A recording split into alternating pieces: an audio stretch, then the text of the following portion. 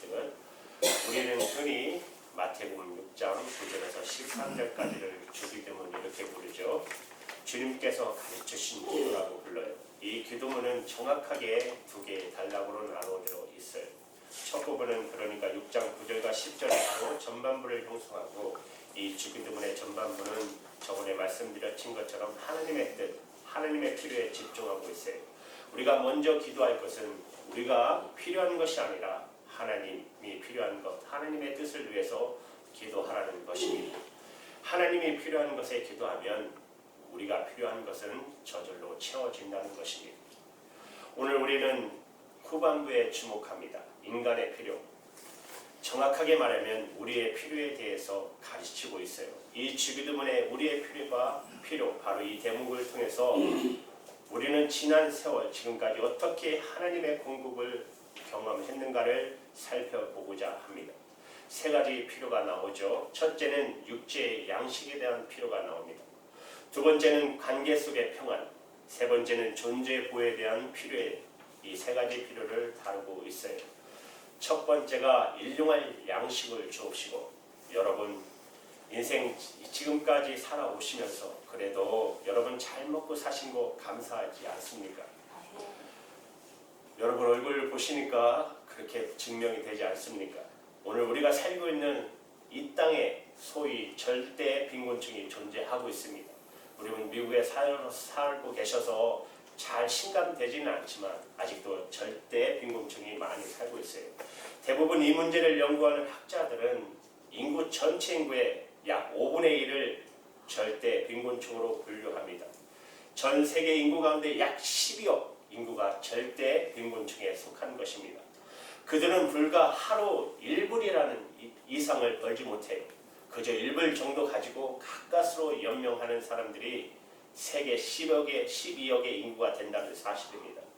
여러분, 우리 한국도 지금 많이 경제적으로 발전했지만 한국에도 절대 빈곤층이 분리된 사람이 400만 명 이상이나 된답니다. 그렇게 통계로 되어 있어요.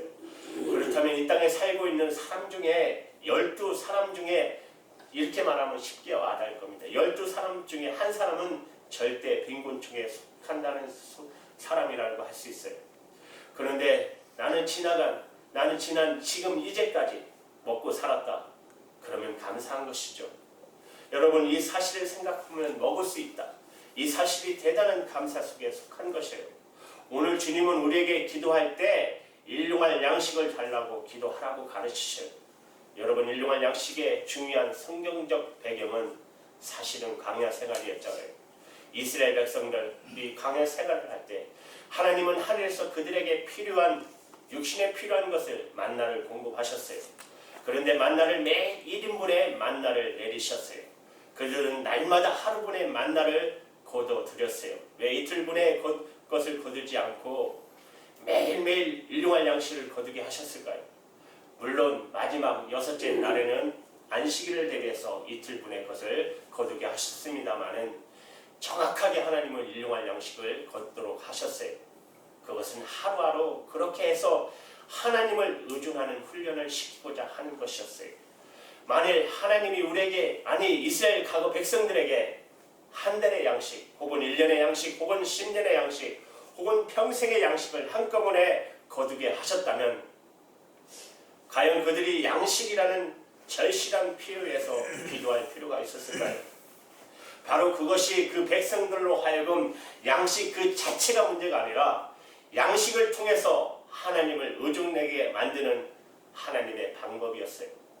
그런데 이따금씩 양식의 위기가 생깁니다. 우리가 한 끼를 걱정하는 위기를 이따금씩 경험하는 것을 보게 됩니다. 그런 시간이 찾아요. 지금 경제가 미국은 조금 나아졌다고 하지만 그런 것 같지도 않아요. 아내하고 드라이브 한번 10년에 갔는데 가는 곳마다 노숙자들이 텐트를 치고 살고 있어요. 예전보다 더 심한 것 같아요. 여러분, 세계에는 더 어려워요. 대부분 경제 위기 속에 있어요. 이런 대부분의 경제 위기는 우리로 하여금 우리의 시선이 양식이 아니라 양식을 주시는 하나님께 집중하게 하려는 하나님의 특단의 조치가 있을 때 종종 인류는 이런 경제적 위기를 경험하는 것입니다. 그렇다면 지금이야말로 그 하나님을 다시 바라볼 시간이 아니겠습니까? 일용할 양식을 주옵시고 우리가 이 기도를 하면서 우리에게 필요를 위해 기도하면서 동시에 그 양식을 얻을 수 있는 일터를 주신 것, 일할 수 있는 건강을 주신 것을 기도하면서 지금까지 이것을 공급하신 하나님 앞에 감사하며 그리고 다시 이것을 공급해 주실 하나님을 의존하는 믿음을 고백할 때가 아닌가 생각합니다. 사랑하는 여러분, 우리의 삶의 연장 속에서 우리의 필요를 공급하시는 하나님의 은혜 속에 그 은혜가 열려올 것을 믿으시기 바랍니다. 일용할 양식을 주옵시고 두 번째 기도는 우리의 필요를 위해서 기도하라고 당부하신 두 번째는 바로 관계의 평안을 위해서 기도하라고 가르치셔요. 우리가 우리에게 죄진 자를 사하여 준 것 같이 우리 죄를 사하여 주시옵소서. 저는 일용할 양식 못지않게 우리에게 필요한 것이 일용할 용서라고 생각합니다. 우리의 삶은 관계로 만들어져 가고 있어요. 끊임없이 우리는 관계하며 살아갑니다. 관계에 상처가 생기면 우리는 평안하지 못해요. 여러분, 평안하고 싶습니까? 그렇다면 먼저 해결할 문제가 있어요. 그것은 용서인 것입니다. 용서 없이는 절대 평안한 마음을 가질 수가 없어요. 평안한 새로운 우리가 삶을 살 수가 없어요.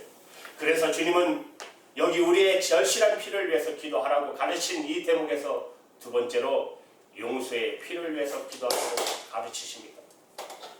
종교 개혁자인 마틴 루터는 모든 성도는 의인이지만 동시에 죄인이다 이런 말을 했어요. 우리는 예수를 믿는 순간 의롭다움을 받았어요. 제사함을 받았어요. 의인됨에 성도됨에 칭호를 얻었어요. 그러나 우리의 삶의 실상은 우리는 용서받았음에도 불구하고 아직도 죄를 범하고 있다는 것입니다.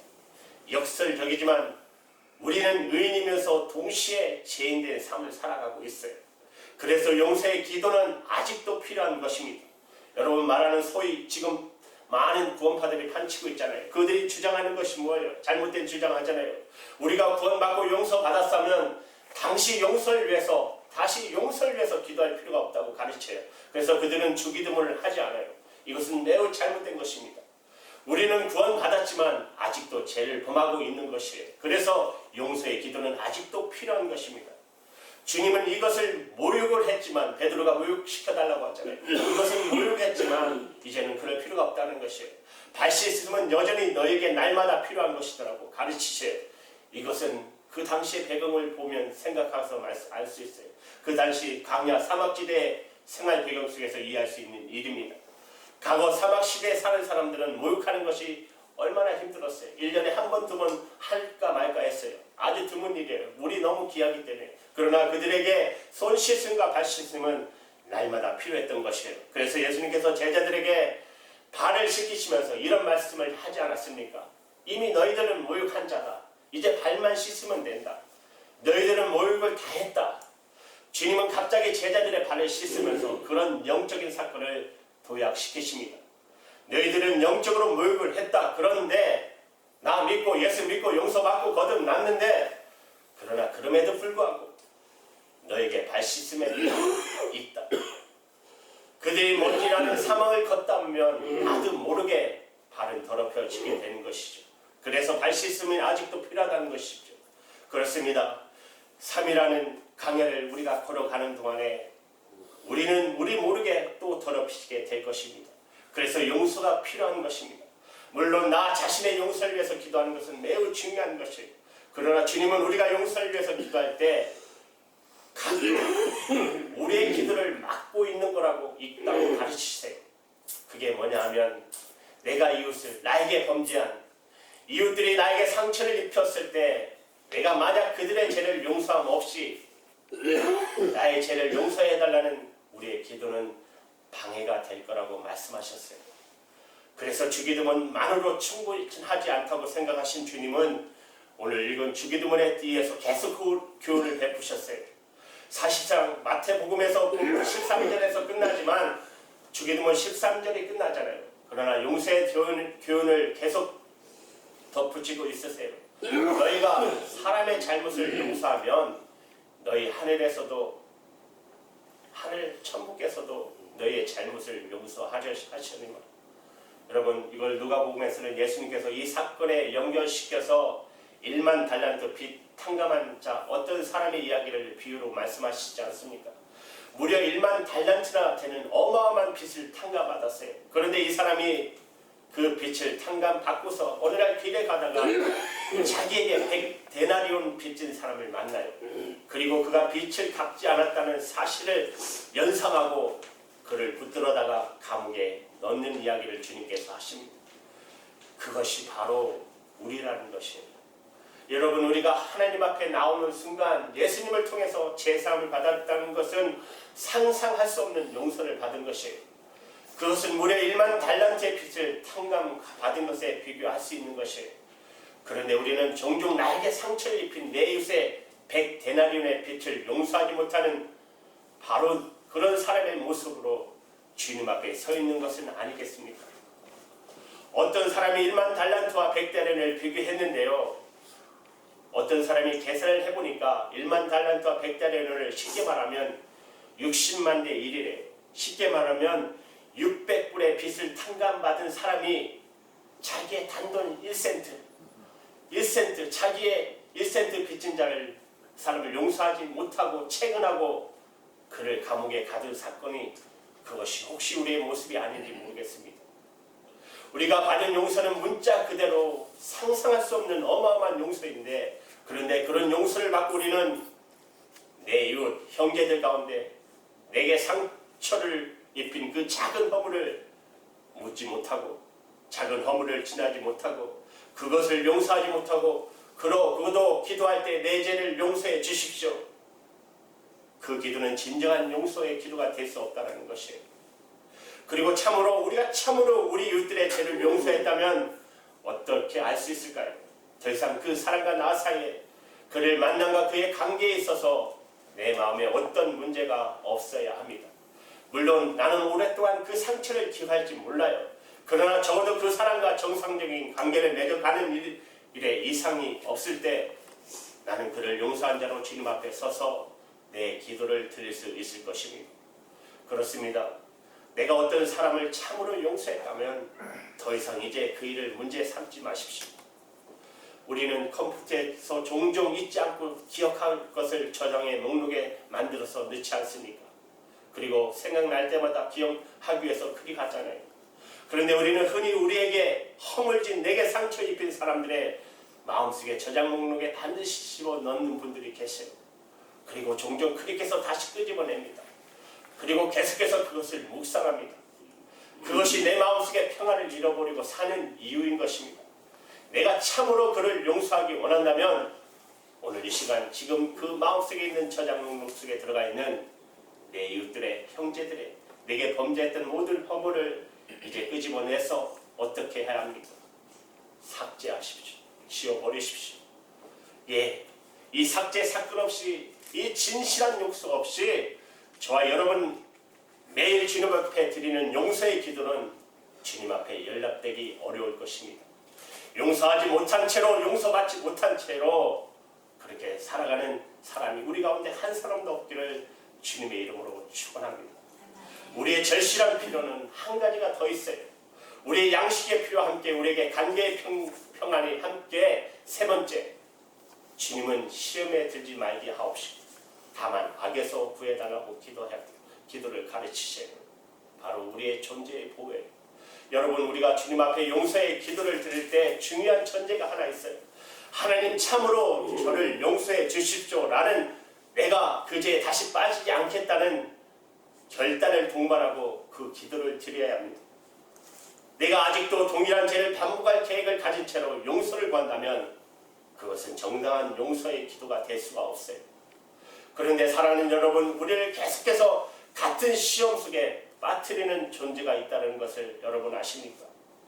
그것이 바로 마귀, 사탄이 하는 일입니다. 우리의 시험, 우리의 실패, 우리의 부끄러움의 배후 속에 이 사탄의 치열한 공격이 있다는 사실을 우리는 다시 한번 일깨워야 돼요. 오늘 주님은 주기도문의 마지막 부분에 이전 파괴적인 시험에 대한 경계를 말씀해 주셔요. 시험에 들게 마옵시고, 그런데 우리를 시험에 들게 만드는 존재가 있어요. 누구일까요? 우리말 번역에는 그냥 악에서 구하옵소서 이렇게 되어 있지만 원래 원문에는 악한 자로 되어 있어요. 악한 자. 악한 자에게서 구해 주옵소서. 악한 자가 바로 사탄이잖아요. 마귀입니다. 그가 끊임없이 우리를 시험에 빠뜨리고 동일한 죄속에 거하도록 우리를 빠뜨리는 것이에요. 사랑하는 여러분, 내가 완전히 이제에서 해방된 새로운 마음가짐으로 살아가시 원하십니까? 그렇다면 이 사탄의 통치를 거부하셔야 합니다. 이 주기도문의 전범교의 가장 중요한 강조점은 하나님의 나라가 임하도록 기도하라는 것이에요. 그 말을 바꿔서 말하면 하나님의 통치를 위해서 기도하라는 것이에요. 하나님의 통치. 그런데 이 주기도문의 마지막 말씀에 주님은 이제 사탄의 통치를 거부하라고 말씀하세요. 악한 자에서 구하옵소서. 이것이 사탄의 통치를, 마귀의 통치를 거부하는 말이에요. 어떻게 우리가 사탄의 통치를 거절하고 하나님의 통치 아래로 들어올 수 있을까요? 야고보서 4장 7절에 보시면 이렇게 말씀하세요. 마귀를 대적하라 말씀하십니다. 어떻게 우리는 사탄을 대적할 수 있습니까? 그것은 우리가 마귀의 초점을 맞추고 사탄을 바라보고 있는 한 우리는 마귀를 절대 이길 수 없어요. 그런데 야고보서 4장 7절 그 다음 8절에 이렇게 말씀하세요. 하나님을 가까이 하라. 여러분, 사탄이나 마귀는 더 이상 묵상할 필요가 없어요. 하나님을 묵상하십시오. 하나님의 거룩한 임재 속으로 들어가십시오. 그리고 하나님의 지배를 받으십시오. 거룩한 통치를 받으십시오. 그리고 하나님의 임재가 나를 붙들기 시작하면 사랑하는 여러분, 사탄은 걱정할 필요가 없습니다.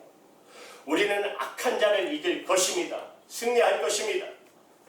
문제는 그런데 우리가 넘어지고 비틀어지고 방황했던 그 실패 흔적들이 있다면 왜 그랬을까요? 우리가 하나님에게서 멀어졌을 때, 그분과 나사의 생생한 밀점의 마음의 교제를 잃어버렸을 때 언제나 우리에게 사탄이 나를 노리는 틈새가 있었던 것이죠. 그러므로 이제 남은 생에 바라보시면서 우리가 기도해야 할 가장 귀한 기도가 있다면 바로 하나님의 통치를 사모하는 것입니다. 주님, 저를 통치해 주십시오. 주님의 거룩한 임재로 저를 붙들어 주십시오. 하나님, 저와 여러분을 붙들고 있다면, 그리고 그의 거룩한 임재가 채워져 있다면, 성령 충만하다면 사랑하는 여러분, 악한 사단은 우리를 건드리지도 못해요. 성경은 말씀하고 있어요. 하나님의 약속의 말씀이에요. 이 승리가 저와 여러분의 함께 하시기를 바랍니다. 지나간 우리의 삶을 내다보면서 우리가 비틀거렸던 모습을 다시 한번 여러분 반추해 보십시오. 그때 분명히 나는 주님과 교제의 틈새가 있었을 것입니다. 내가 하나님을 멀리하고 있었을 때 사탄은 그 틈새를 노리고 나에게 찾아와 나를 시험의 궁창에 몰아 넣었을 것입니다. 이제 우리가 이 기도를 하면서 시험에 들지 않고 악한 자에게 구해 주옵소서. 나는 거룩한 하나님의 통치 속에 그렇게 살고 싶습니다. 그리고 걸음마다 정말 성령 충만하여 하나님과 함께 동행하시기 원합니다. 성령이여, 우리를 통치해 주옵소서. 그것이 저와 여러분의 기도가 되기를 주님의 이름으로 축원합니다. 아멘. 여러분, 이제 마지막 우리 결론 한번 볼까요? 우리 나라와 권세와 영광이 아버지께 있사옵니다. 거기서부터 우리 한번 같이 할게요. 나라와 권세와 영광이 아버지께 영원히 있사옵나이다. 그렇습니다. 여러분, 하나님 나라, 하나님 권세, 하나님의 영광, 하나님의 통치 속에 여러분의 삶을 모든 걸 맡기시고 이 한 해 또 앞으로 있을 모든 날에 승리하시는 저와 여러분 되기를 주님의 이름으로 축원합니다.